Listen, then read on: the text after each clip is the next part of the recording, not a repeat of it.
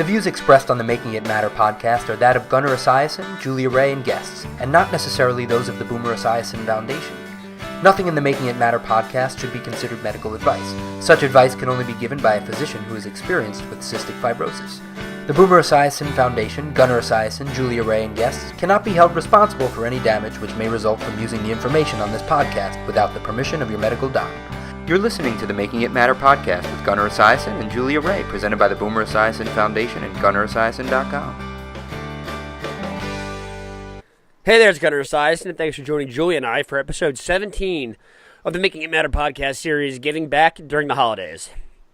Hi, everyone. Making It Matter is a weekly podcast presented by the Boomer Esiason Foundation and GunnarEsiason.com, highlighting the challenges that people with CF face and the people who face them. Since Julie and I both have cystic fibrosis, we're remaining compliant with the National Cystic Fibrosis Guidelines regarding patient interaction and cross-infection by recording via Skype. This podcast is made possible by Novartis, Vertex Pharmaceuticals, and the Digital Credit Union. So big thanks to them for continuing their efforts to keep our educational programs working at the Boomer Esiason Foundation. So today we're now really into December. Thanksgiving is in the rearview mirror, and we are going to talk about giving and making sure that there's enough support behind nonprofits and why you should give back to the CF community and really any other disease charity or nonprofit or charitable organization during the time of giving and holidays and all this fun, great stuff. Yeah, I mean, think of all the progress we've made in CF, and that's really only driven by the people that support CF research. Yeah, so I mean, I think when you look at cystic fibrosis individually and the amount of progress that has come, it's really unlike any other disease state in the world. Cystic fibrosis is obviously a rare disease, so there's not very many people in the world that have CF. That's what a rare disease is. Only about 30,000 in the U.S. So to say that we've come so far in such a short period of time since the gene for CF was discovered in the late 80s is really a remarkable thing. Yeah, it's really unbelievable when you think about it. It's unlike any other thing in the world. Maybe for the exception of HIV or some of the other larger name diseases or unfortunate causes that strive to get financial backing and resources. So yeah, and those diseases and they're propelled forward in their progress because of how many are affected. So I think that's just it's evident how much support the CF research has received because of the progress we've made for such a rare disease. Yeah, exactly. I think rare disease is I don't want to say it's special because it's not. It's as worthy as any other cause out there, but cystic fibrosis and the fact that it is such a small patient population is definitely it definitely binds together the community at large. I think there's so few people in the world that have CF compared to the general worldwide population or the general American population at large. How many people are in the United States? 330 million or something like that, and only 30,000 of those people have CF. And the number of people that know somebody with CF is so small that in a lot of ways awareness and talking about it and getting stories out there, inspiring other people with cystic fibrosis or talking to people who may not know a thing about CF is really just as valuable as monetary contributions in a lot of ways, because it drives the education. And I think it's such a unique thing. Well, it is a unique thing because so few people have it. That it's an interesting thing that people want to learn about. And I very rarely talk to someone that has no idea what CF is, and very rarely does that person not want to know more. I think it's within human nature to always want to know more.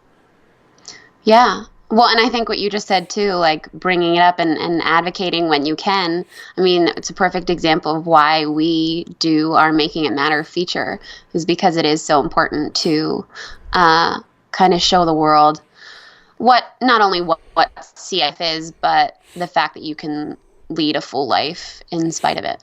Yeah, I think there's also such a stigma attached to CF, where there has been for for quite a while, and now we're finally starting to break the stigma, and that's that it's a childhood disease. You know, we're finally seeing people with cystic fibrosis living longer. And as I wrote in a blog post a couple weeks ago about the life expectancy associated with CF and the stats that go into creating life expectancy stats or median survival stats or whatever you want to call them, they're finally starting to trend in a direction where there are people living longer. And for the first time in the history of the disease state, there are more people who are over the age of 18 than there are people younger than the age of 18.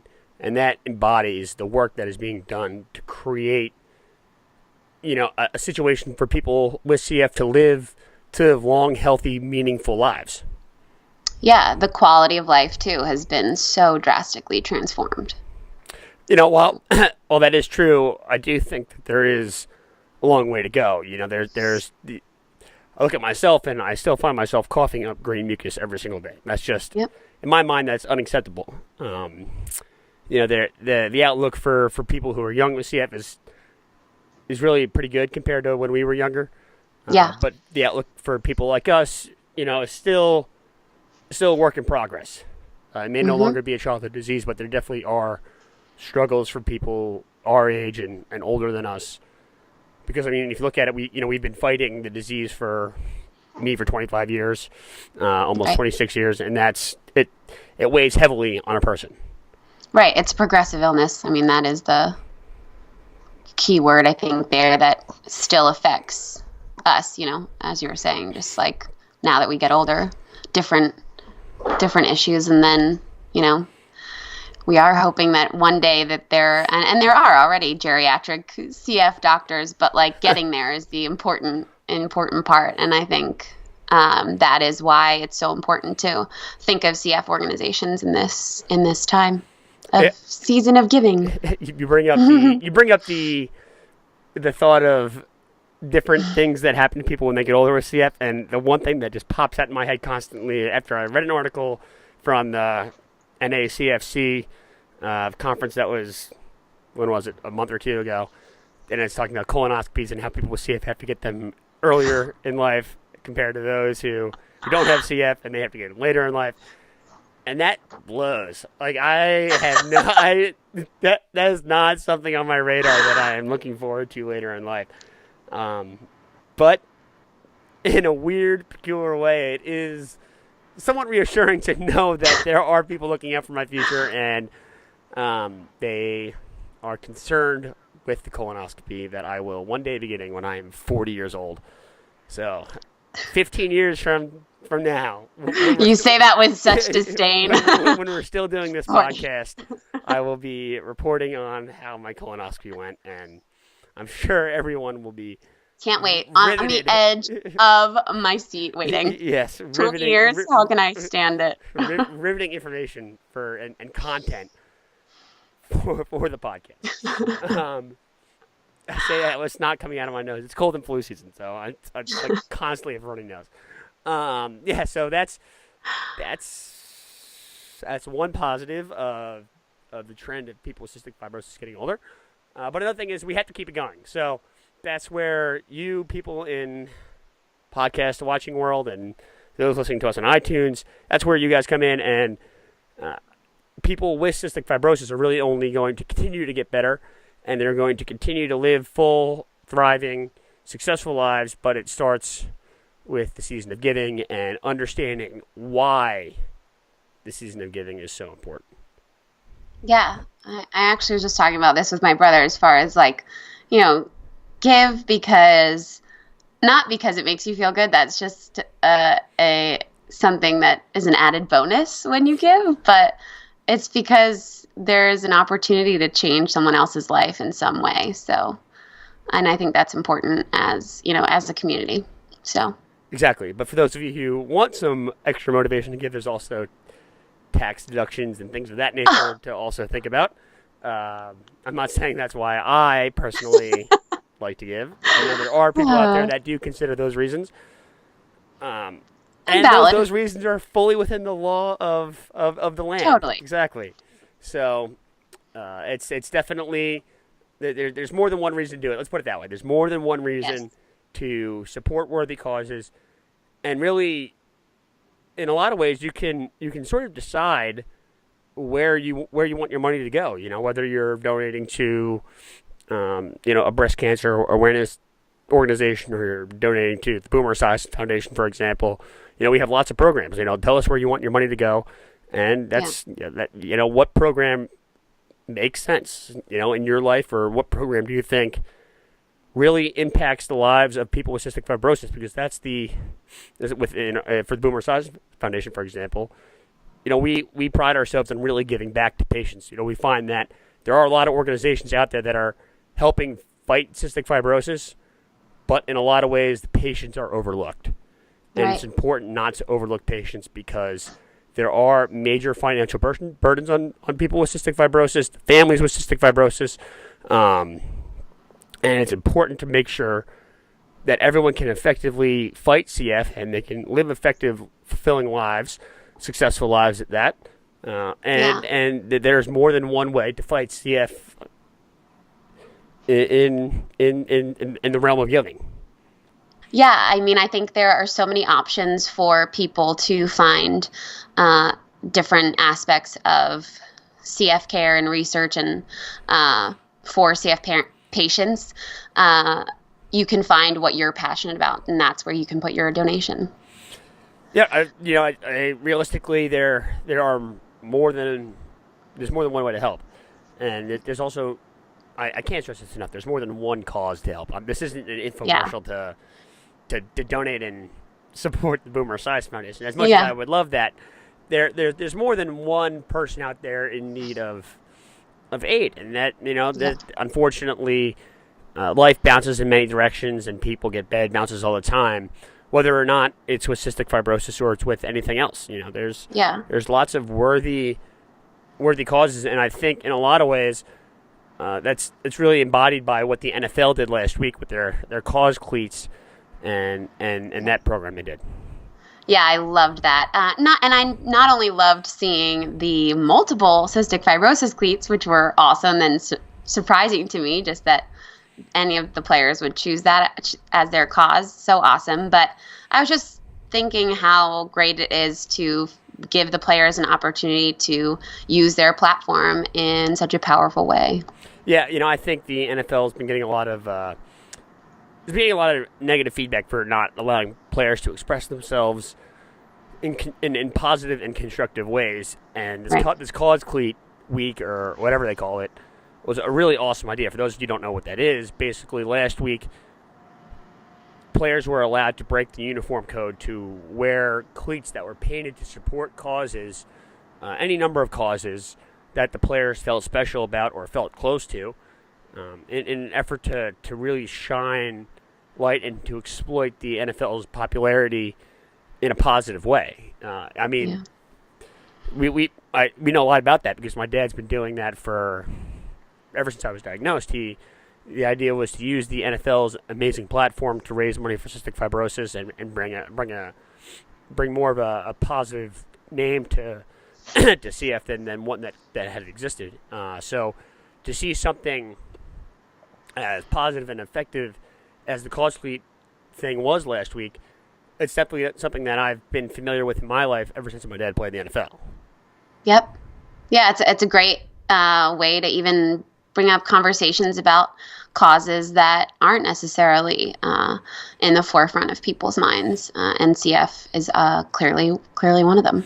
Yeah, so transitioning to the Making It Matter segment, we're going to do something a little different this week. The Making It Matter this week is instead of someone being with cystic fibrosis, it was some people that are calling attention to CF.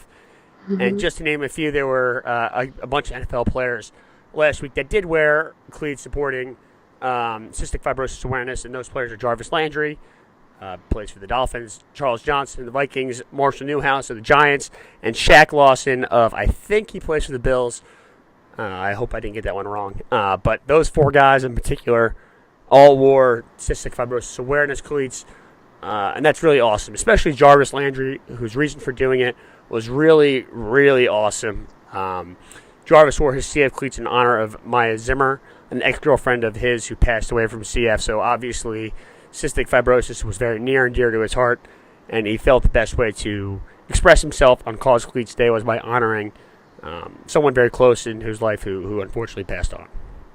Yeah, obviously a beautiful tribute to Maya, and just a great way for all of the guys that wore cleats for CF to bring and shed a light on CF. So thanks, guys, and thanks for making it matter with your My Cause, My Cleats. Yeah, no, beyond that, the cleats look really cool. They were. I want awesome. them. We have like cleats, like not even just the CF cleats, but like the cleats around the league were awesome. They were works of art. Yeah, I actually saw something on TV where they interviewed one of the artists who painted the cleats and like the process that all went through. I was like, first of all, cool. I'm like the least creative person in the entire world. We're talking about like I think I got a C in high school art. Okay, so where that's where this is coming from. So for me to say something is really artistic and creative and awesome it's a pretty big deal, because you can bring me to like some crazy art museum in New York City, and I will not appreciate a damn thing that I see. So, it's kind of like, you ever see those famous paintings where it almost looks like someone finger painted it? Yes. I'm like, how is that art? Like, I could do that when I'm 5 years old. You know what I'm saying? Yeah. But you can really appreciate the My Cause, My Cleats. Yes, exactly. I can appreciate the artwork that's on a football cleat. Football. I can't appreciate the art that's hanging in Museum of Modern Art in New York City, where it's like someone's hanging spoons from copper wires, and like the spoons act as a wind chime or something. Like that's not art. That's just like someone saw a wind chime and was like, you know what? I can make a more cost-effective version of that by adding spoons instead of something that chimes the wind, and then they call it art. But real art is the cleat. That's the cleats that are painted by artists, according to Gunnar Esiason. Yeah. No, they are beautiful works of art, and exactly, they are priceless for sure. I think I could put a price on them. I think really for a worthy cause. Yeah, no, I think the fact that they're representing a worthy cause, I think, is why they're priced. But I think, okay, they actually should all auction them off. I wouldn't be surprised if they are. I imagine they will. I wouldn't be surprised if they are. That's why I'm saying I could put a price on it. I think it's a priceless idea. The idea is priceless, but the idea of the tangible object with the artwork on it, I could probably appraise the value of that and be like, I could sell that for however much money I could sell it for, and donate it all back to CF. Exactly. Yeah, I'm not appraising it for personal gain. I'm appraising it for nonprofit organizations. Yeah, and for those of you out there who want me to appraise these things, I'll do it for free. It would be like a fun little project for me. He's available. Exactly. I think I will wait for them to auction them off. They have to. I hope they do, because I also wonder how many if they're one-off sort of deals, or if they made a few to sort of sell, like if there's like a game worn, because when players wear, say for example, players play in like a special game or whatever, a lot of the times players will wear more than one jersey so that they can sell those jerseys to jersey collectors, for example. Right. So I wonder if they made more than one pair of those cleats for the organizations to auction off or to use as a fundraising device. That'd be interesting to know. I don't know. I don't have the answer to that. If you do it, someone out there does have the answer to that, let us know, and we'll somehow feature that answer. We'll figure out a way. Where there's a will, there's a way, right? You can write a My Cause, My Cleats blog. I could. That is a way. That is a way to do that. We're just the creative juices are flowing. Juices are flowing right now. Is there anything else that I could critique? Like, you ever see like those crazy modern art exhibits where like you see those pictures of people standing against a blank white wall, and there's like a dirty boot at the bottom of the wall, and like that's art somehow. That's not art. Yeah. Maybe that's expression, but that's not art. Well, sometimes people think art and expression are interchangeable. So if I blow my nose and stick it on a wall with a thumbtack, and call that art. Is that acceptable? Perhaps an audience might find it acceptable. I mean, Blink-182's songs are art, are they not? Yeah, but it's also entertainment value. Someone could find that dirty boot highly entertaining. I guess I can't. I guess I can't argue with that. This has been Art with Gunnar and Julia. Sorry for this anecdote for everyone out there listening. But back to some more serious stuff. The My Cause, My Cleats things are really cool. I will definitely put pictures of them on my blog page and the podcast notes so you can take a look. Definitely take a look at the rest of the My Cause, My Cleats stuff around the NFL, especially from last week. They were really cool, and players didn't get fined, which is awesome because the NFL, for some reason, loves to do that to players who express themselves in a non-constructive way, I guess. So that's so I mean, what we're trying to say here, the bottom line is awareness is just as important as monetary donations or monetary gain. You know, I think for nonprofits at least, and I think that awareness of disease states and issues that people are having are definitely things that need to be talked about and are worthy in this holiday time and everyone's favorite time of the year, and it's important to move that forward. Yeah, and I think that's why we do what we do with this podcast, and but we can only do it if we're sustained by research and progress. So make those end of year donations. Yes, exactly. Even if you want them to be tax deductible. But that's all the time we have for today. So thanks for tuning in to the 17th episode of Making It Matter. Remember, you can follow along with our weekly podcast via my YouTube channel on GunnarEsiason.com or JuliaRay.com. And now you can subscribe to our podcast on iTunes. So please go ahead and do that. Give us a good review. It definitely helps the popularity of the podcast on iTunes, and if anything, it'll help drive more awareness. So definitely do that, keeping with the theme of today's podcast. And if you want to see us podcast about something specific, you can always send us an email at gunnersblog@esiason.org or Julia's email, which is JuliaRay@JuliaRay.com. And you can also follow us on Instagram, too. I can't believe I forgot that one. It's Julia's favorite little side project. Yeah. And then Making It Matter _CF. Hey, I got to give it a shout out. Yes. It really does need a shout out. And then you can always message us on Facebook through our like pages or whatever those are called. Where you go and you like something or somebody, you can like. Don't deny it. It's a fan page. Just kidding. You can like Gunnar Esiason or you can like Julia Ray. It's that's kind of like I said like 100 times right there. It's kind of like when you're in 5th grade and you like somebody. Yeah. You know what I'm saying? Yeah. Yeah. So by you liking my page, you're telling me that you like me. Oh, Gunnar. These are things that go through my mind. But definitely do that. We love talking to people. Yeah. We also love answering questions. And we love featuring questions on our podcast because it gives us something to talk about, and it also gives us something worthy to talk about because we know that's something people want to hear.